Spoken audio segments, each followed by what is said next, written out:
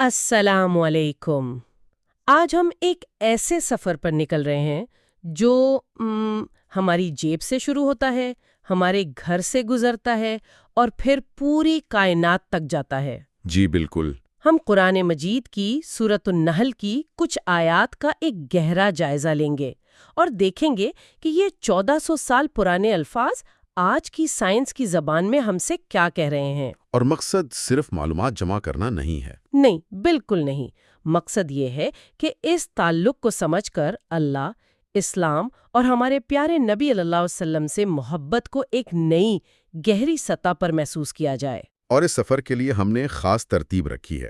آج ہم سورۃ النحل کی آیات کا جائزہ چڑھتی ترتیب یعنی اسینڈنگ آرڈر میں لیں گے۔ آیت 71 سے شروع کر کے آیت 76 تک جائیں گے۔ اچھا، اور اس چڑھتی ترتیب کی کوئی خاص وجہ؟ جی، اس میں ایک بہت گہری منطق ہے۔ دیکھیے، اللہ تعالیٰ اپنی دلیل کو قدم بقدم سٹیپ بائی سٹیپ بناتا ہے۔ یعنی ایک عمارت کی طرح؟ جی، بات شروع ہوتی ہے ایک بہت ہی ذاتی معاملے سے، یعنی رزق کی تقسیم۔ پھر یہ دائرہ وسیع ہوتا ہے خاندان تک، پھر کائنات، اور آخر میں ایمان اور کفر کی حقیقت تک۔ واہ، یہ تو ایک مکمل منطقی سفر ہے۔ جی، جو توحید کے تصور کو دل و دماغ میں بالکل واضح کر دیتا ہے۔ بہت خوب۔ تو آئیے اس سفر کا پہلا قدم اٹھاتے ہیں۔ سورۃ النحل آیت نمبر 71، اللہ تعالیٰ فرماتا ہے، اور اللہ نے تم میں سے بعض کو بعض پر رزق میں فضیلت دی ہے۔ تو جنہیں فضیلت دی گئی وہ اپنا رزق اپنے غلاموں کو اس طرح نہیں لوٹاتے کہ وہ اس میں برابر ہو جائیں۔ تو کیا تم اللہ کی نعمت کا ہی انکار کرتے ہو؟ یہاں تو اللہ تعالیٰ نے شرک کو رد کرنے کے لیے ایک بہت ہی عام فہم مثال دی ہے۔ جی، ایسی مثال جو ہر انسان سمجھ سکتا ہے۔ تفسیر صلاۃ الجنان کے مطابق اللہ تعالیٰ کہہ رہا ہے کہ دیکھو، دنیا میں کوئی امیر ہے، کوئی غریب۔ یہ تو ہم روز دیکھتے ہیں۔ بالکل۔ تو جو مالک ہے وہ کبھی اپنے غلام کو اپنے مال میں برابر کا شریک نہیں بناتا۔ جب تم ایک مخلوق ہو کر اپنی ملکیت میں کسی کو برابر کا حصہ دار نہیں بناتے، تو پھر اللہ کی مخلوق کو اس کی خدائی میں شریک کیسے کر سکتے ہو؟ ایگزیکٹلی۔ یہ ایک ایسی زبردست منطقی دلیل ہے جس کا کوئی جواب ہی نہیں۔ بات تو بالکل واضح ہے، لیکن یہاں ایک سوال پیدا ہوتا ہے جو آج کل بہت پوچھا جاتا ہے کہ لوگوں کے رزق میں یہ فرق ہے ہی کیوں؟ کیا یہ مطلب ناانصافی نہیں؟ کیا ہی بہترین سوال ہے۔ اور کمال کی بات یہ ہے کہ جدید سائنس آج جس حقیقت کو دریافت کر رہی ہے، قرآن نے 1400 سال پہلے اس کی طرف اشارہ کر دیا تھا۔ وہ کیسے؟ دیکھیں، سائنس بتاتی ہے کہ معاشی کامیابی صرف محنت کا نتیجہ نہیں ہوتی۔ اس کی کئی گہری وجوہات ہیں، جیسے ہمارا جینیاتی کوڈ۔ اچھا، یعنی ہمارا ڈی این اے؟ جی، کسی کے ڈی این اے میں تجزیاتی صلاحیت زیادہ ہوتی ہے تو وہ اچھا انجینئر بن سکتا ہے، کسی میں تخلیقی صلاحیت ہوتی ہے تو وہ آرٹسٹ بن جاتا ہے۔ اور ماحول کا بھی تو فرق ہوتا ہے۔ بہت زیادہ۔ جس ماحول میں ہم پیدا ہوتے ہیں، ہمارا خاندان، تعلیم، ملک کے حالات، یہ سب ہماری کمائی پر گہرا اثر ڈالتے ہیں۔ یعنی ہر انسان کو زندگی کی دوڑ میں ایک مختلف شروعاتی لائن ملتی ہے۔ بالکل۔ اور صرف یہی نہیں، ہماری شخصیت کیسی ہے یہ بھی ایک بڑا کردار ادا کرتی ہے۔ نفسیات کہتی ہے کہ کچھ لوگ فطرتاً زیادہ منظم اور محنتی ہوتے ہیں، کچھ زیادہ کھلے ذہن کے ہوتے ہیں۔ تو یہ قدرتی رجحانات ہی انہیں مختلف معاشی راستوں پر ڈال دیتے ہیں۔ جی ہاں۔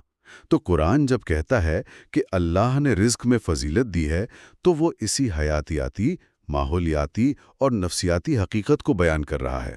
یہ ناانصافی نہیں، یہ ہر روح کے لیے خاص طور پر ڈیزائن کیا گیا امتحان ہے۔ واہ، اس زاویے سے دیکھیں تو حسد کا جذبہ کتنا بے معنی ہو جاتا ہے۔ یہ تو ایسا ہی ہے جیسے کوئی طالب علم اس بات پر حسد کرے کہ دوسرے کا امتحانی پرچہ اس سے مختلف کیوں ہے۔ آپ نے بالکل درست نقطہ پکڑا۔ اصل سوال یہ نہیں کہ آپ کو کیا ملا، بلکہ یہ ہے کہ آپ نے اس کے ساتھ کیا کیا جو آپ کو دیا گیا تھا۔ تبھی تو ہمارے پیارے نبی صلی اللہ علیہ وسلم نے فرمایا تھا، جی، کہ رزق انسان کی تلاش سے نہیں، اللہ کی تقسیم سے ہے۔ یہ سوچ انسان کو حسد اور مایوسی جیسے زہریلے جذبات سے بچا کر شکر اور محنت کے راستے پر ڈال دیتی ہے۔ سبحان اللہ۔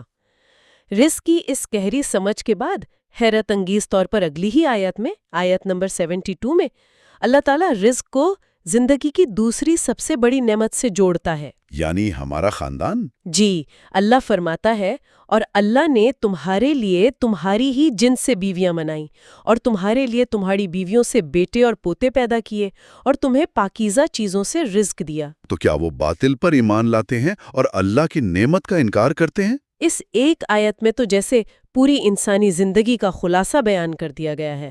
بالکل۔ اس آیت کے 4 حصے ہیں اور ہر ایک میں حکمت کا سمندر ہے۔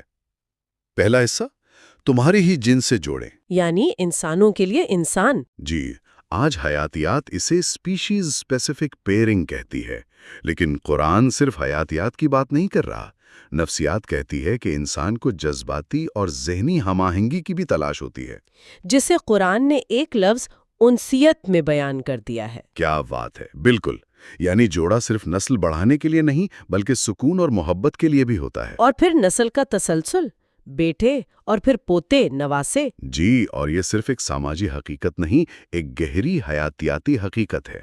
آج جنایت اور ایمبریولوجی ہمیں بتاتی ہے کہ کیسے مرد اور عورت کے کروموسومز مل کر ایک نئی زندگی بناتے ہیں، اور ڈی این اے کے ذریعے ہماری خصوصیات نسل در نسل منتقل ہوتی ہیں۔ جی، قرآن نے اس پورے جینیٹک تسلسل کو صرف 3 الفاظ میں بیان کر دیا: زوج، بنین اور حفدہ۔ یہ اللہ کے کلام کا اعجاز ہے۔ اور تیسرا حصہ پھر رزق کی طرف آتا ہے، تمہیں پاکیزہ چیزوں سے رزق دیا۔ یہاں لفظ طیبات استعمال ہوا ہے، یہ صرف حلال سے ایک قدم آگے ہے، یعنی پیور اور نیوٹریشس۔ جی بالکل۔ آج کی نیوٹریشنل سائنس ہمیں بتا رہی ہے کہ خالص، قدرتی اور غذائیت سے بھرپور خوراک ہماری قوت مدافعت بڑھاتی ہے، ذہنی صحت کو بہتر کرتی ہے۔ تو اسلام جب حلال اور طیب کی بات کرتا ہے تو یہ صرف ایک مذہبی اصول نہیں بلکہ ایک صحت مند زندگی گزارنے کا سائنسی فارمولا بھی ہے۔ جی ہاں۔ اور آیت کا آخری حصہ وہ ایک چپتا ہوا سوال ہے۔ کیا وہ باطل کو مانتے ہیں اور اللہ کی نعمتوں کا انکار کرتے ہیں؟ جی، یہ سوال سیدھا ہماری نفسیات پر لگتا ہے۔ ماہرین نفسیات ایک خامی کی بات کرتے ہیں جسے نیگیٹیوٹی بائس کہتے ہیں۔ اچھا، یعنی ہم 100 اچھی باتوں کو بھول کر ایک بری بات کو یاد رکھتے ہیں۔ بالکل، ہمیں اپنی نعمتیں عام لگنے لگتی ہیں، ہم ان کی قدر نہیں کرتے۔ قرآن ہماری اسی نفسیاتی کمزوری کو پکڑ کر جھنجھوڑتا ہے کہ تمہارے پاس جوڑے ہیں، نسلیں ہیں، پاکیزہ رزق ہے، یہ سب نظر نہیں آتا؟ اور تم ایسی چیزوں پر یقین کر لیتے ہو جن کا کوئی وجود ہی نہیں۔ جی، اور اس آیت میں تو جیسے نبی اکرم صلی اللہ علیہ وسلم کی پوری زندگی کی جھلک نظر آتی ہے۔ بلا شبہ آپ صلی اللہ علیہ وآلہ وسلم اپنی ازواج کا احترام کرتے تھے، بچوں اور نواسوں سے بے مثال محبت کرتے تھے، ہر نعمت پر الحمدللہ کہتے تھے اور ہمیشہ پاکیزہ خوراک پسند فرماتے۔ سبق یہ ہے کہ ہمارے رشتے، ہماری اولاد اور ہمارا رزق یہ سب اللہ کی امانت ہے، اور ان کی قدر کرنا ہی اصل شکر ہے۔ تو ہم نے اپنی ذاتی زندگی یعنی مال اور خاندان میں اللہ کی حکمت کو دیکھا۔ اب قرآن ہمیں یہاں سے اٹھا کر پوری کائنات کی سیر کراتا ہے۔ جی، اب زوم آؤٹ ہوتا ہے۔ آیات 73 اور 74 میں اللہ فرماتا ہے، اور اللہ کے سوا ایسوں کی عبادت کرتے ہیں جو انہیں آسمانوں اور زمین سے کچھ بھی رزق دینے کا اختیار نہیں رکھتے اور نہ وہ کچھ کر سکتے ہیں۔ تو تم اللہ کے لیے مثالیں نہ ٹھہراؤ، بے شک اللہ جانتا ہے اور تم نہیں جانتے۔ یہ تو ایک بہت بڑا چیلنج ہے۔ اور یہ ایک سائنسی چیلنج بھی ہے۔ ذرا سوچئے، آسمان سے رزق کا کیا مطلب ہے؟ بارش، سورج کی روشنی۔ جی، سورج کی روشنی جس کے بغیر فوٹو سنتھسس نہیں ہو سکتا، بارش کا پورا نظام، پانی کا بخارات بننا، بادلوں کا بننا اور پھر ٹھیک وقت پر برسنا، یہ تو کسی انسان کے کنٹرول میں نہیں ہے۔ کسی کے بھی نہیں۔ ہمارے پاس سپر کمپیوٹرز ہیں، لیکن کوئی انسان یا مشین خود سے بارش نہیں برسا سکتی۔ اور زمین سے رزق کا مطلب؟ ہم زمین میں بیج ڈال سکتے ہیں، پانی دے سکتے ہیں، لیکن اس کے بعد جو ہوتا ہے، بیج کا پھوٹنا، خلیوں کا تقسیم ہونا، ڈی این اے کی پروگرامنگ کے مطابق پودے کا بڑھنا، یہ سب ہمارے کنٹرول سے باہر ہے۔ یعنی اصل کنٹرول کسی اور کے پاس ہے۔ جی ہاں۔ لیکن اگر یہ اتنا واضح ہے تو پھر لوگ جھوٹے خدا کیوں بنا لیتے ہیں؟ آیت کہتی ہے اللہ کے لیے مثالیں نہ ٹھہراؤ۔ یہ انسانی نفسیات کا ایک بہت دلچسپ پہلو ہے۔ سائنس میں ایک رجحان ہے جسے اینتھروپومورفزم کہتے ہیں۔ اچھا، یہ کیا ہوتا ہے؟ یعنی جب انسان کسی نامعلوم طاقت کو سمجھ نہیں پاتا تو وہ اسے انسانی شکل یا صفات دے دیتا ہے تاکہ اسے سمجھنا آسان ہو جائے۔ ایک ذہنی شارٹ کٹ کی طرح۔ بالکل۔ قرآن اسی نفسیاتی غلطی کو ٹھیک کرتا ہے اور کہتا ہے اللہ جانتا ہے اور تم نہیں جانتے۔ یعنی اپنے محدود تصورات سے خدا کا اندازہ مت لگاؤ۔ اس میں آج کی زندگی کے لیے سبق یہ ہے کہ ہماری نوکری، ہمارا باس یا بینک اکاؤنٹ رزق نہیں دیتے، وہ صرف وسیلہ ہیں۔ اصل رازق تو اللہ ہے۔ کمزور وسیلوں کو طاقت کا سرچشمہ سمجھنا ہی شرک کی بنیاد ہے۔ اس طاقت اور بے بسی کے فرق کو مزید واضح کرنے کے لیے اگلی آیت نمبر 75 ایک بہت ہی انسانی مثال دیتی ہے۔ جی، اللہ فرماتا ہے، اللہ نے ایک مثال بیان کی، ایک غلام ہے جو دوسرے کی ملکیت میں ہے، وہ کسی چیز پر قدرت نہیں رکھتا، اور ایک وہ شخص ہے جسے ہم نے اپنی طرف سے اچھا رزق دے رکھا ہے اور وہ اس میں سے چھپے اور کھلے خرچ کرتا ہے۔ کیا یہ دونوں برابر ہو سکتے ہیں؟ نہیں، بالکل نہیں۔ تمام تعریفیں اللہ ہی کے لیے ہیں، لیکن ان میں سے اکثر لوگ نہیں جانتے۔ یہ مثال تو بہت ہی سادہ اور گہری ہے۔ جی، ایک طرف بے اختیار غلام، دوسری طرف آزاد صاحب مال شخص۔ اللہ پوچھتا ہے، کیا یہ برابر ہیں؟ جواب واضح ہے، ہرگز نہیں۔ تو پھر ایک بے اختیار مخلوق کو قادر مطلق خالق کے برابر کیسے ٹھہرایا جا سکتا ہے؟ یہی تو نکتہ ہے۔ یہ ایک ایسی منطق ہے جسے کوئی رد نہیں کر سکتا۔ اسے اگر ہم آج کی زبان میں سمجھنا چاہیں تو آج ہم نظاموں کو طاقت اور خود مختاری کی بنیاد پر پرکھتے ہیں۔ غلام ایک مجبور نظام ہے، ڈیپینڈنٹ سسٹم، جبکہ آزاد شخص ایک خود مختار نظام ہے، انڈیپینڈنٹ سسٹم۔ اچھا، یہی اصول کائنات پر لاگو ہوتا ہے۔ بارش کا نظام، سورج کی توانائی، ہمارے جسم کے اندر ڈی این اے کا کوڈ، یہ سب خود مختار نظام ہیں جو اللہ کے حکم سے چل رہے ہیں اور ہم ان کے محتاج ہیں۔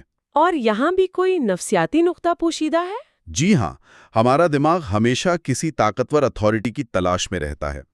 جب اسے اصل لامحدود طاقتور ہستی یعنی اللہ کا تصور سمجھ نہیں آتا تو وہ اس خالی جگہ کو پر کرنے کے لیے کوئی چھوٹی نظر آنے والی چیز بٹھا دیتا ہے، جیسے کوئی بت، کوئی انسان یا کوئی وہم۔ بالکل، یہ ایک ذہنی غلطی ہے جسے قرآن بے نقاب کر رہا ہے۔ تو عملی زندگی کا اصول یہ ہوا کہ ہمیشہ طاقتور سے مانگو، یعنی اللہ سے۔ بے اختیار مخلوق سے امیدیں کم رکھو، اس سے زندگی بہت آسان ہو جاتی ہے۔ بالکل، اور نبی اکرم صلی اللہ علیہ وسلم کی تعلیم یہی ہے، بھروسہ اللہ پر اور محنت اپنے ہاتھ سے۔ اب ہم آج کی آخری آیت نمبر 76 کی طرف آتی ہیں۔ یہاں ایک اور زبردست موازنہ ہے، مگر یہ طاقت کے بارے میں نہیں بلکہ قدر و قیمت اور کارآمد ہونے کے بارے میں ہے۔ جی، اللہ فرماتا ہے، اور اللہ نے 2 آدمیوں کی مثال بیان کی، ان میں سے ایک گونگا ہے، کسی چیز پر قدرت نہیں رکھتا، اور وہ اپنے آقا پر بوجھ ہے، وہ اسے جہاں بھی بھیجتا ہے کوئی بھلائی لے کر نہیں آتا۔ کیا وہ اور وہ شخص جو عدل کا حکم دیتا ہے اور خود سیدھے راستے پر ہے برابر ہو سکتے ہیں؟ یہاں تو مومن اور کافر کی مثال دی جا رہی ہے۔ جی، ایک شخص جو گونگا ہے، ناکارہ ہے، اپنے مالک پر بوجھ ہے، یہ کفر کی حالت ہے۔ نہ خود کوئی فائدہ حاصل کرتا ہے، نہ کسی کو فائدہ پہنچاتا ہے۔ اور دوسری طرف وہ شخص ہے جو نہ صرف خود سیدھے راستے پر ہے بلکہ دوسروں کو بھی انصاف اور بھلائی کا حکم دیتا ہے۔ یہ مومن کی مثال ہے۔ سوال پھر وہی ہے، کیا یہ دونوں برابر ہو سکتے ہیں؟ اس مثال کو اگر ہم سائنسی زاویے سے دیکھیں تو یہ تو کارکردگی یعنی پرفارمنس کا موازنہ لگ رہا ہے۔ آپ نے صحیح پکڑا، یہ فنکشنالٹی اور نان فنکشنالٹی کا موازنہ ہے۔ پہلا شخص ایک ناکارہ بند سسٹم کی طرح ہے، کوئی مثبت آؤٹ پٹ نہیں، جبکہ دوسرا شخص ایک اعلیٰ کارکردگی والے فعال سسٹم کی طرح ہے جو مثبت نتائج دیتا ہے۔ بالکل، ایمان انسان کو ایک فعال، بامقصد اور مثبت وجود بناتا ہے، جبکہ کفر اسے ایک بے عمل، الجھا ہوا اور بے سمت وجود بنا دیتا ہے۔ یعنی ایمان صرف ایک عقیدہ نہیں بلکہ یہ ایک طرح کا آپریٹنگ سسٹم ہے جو انسان کو دنیا میں ایک مفید اور مثبت قوت بناتا ہے۔ کیا خوب کہا آپ نے۔ نفسیات بھی یہی کہتی ہے، جس انسان کی زندگی میں ایک واضح مقصد اور اخلاقی رہنمائی ہو، وہ جذباتی طور پر زیادہ مستحکم اور ذمہ دار ہوتا ہے۔ ایمان یہی چیزیں فراہم کرتا ہے۔ تو اس آخری مثال سے ہمیں کیا روحانی اسباق ملتے ہیں؟ 3 بڑے اصول ہیں۔ پہلا، ایسے کسی شخص یا نظریے کی پیروی نہ کرو جو خود الجھا ہوا ہو اور کوئی بھلائی نہ لاتا ہو۔ دوسرا، خود انصاف اور بھلائی قائم کرنے والے بنو، کیونکہ ایسا شخص معاشرے کے لیے ہمیشہ قیمتی ہوتا ہے۔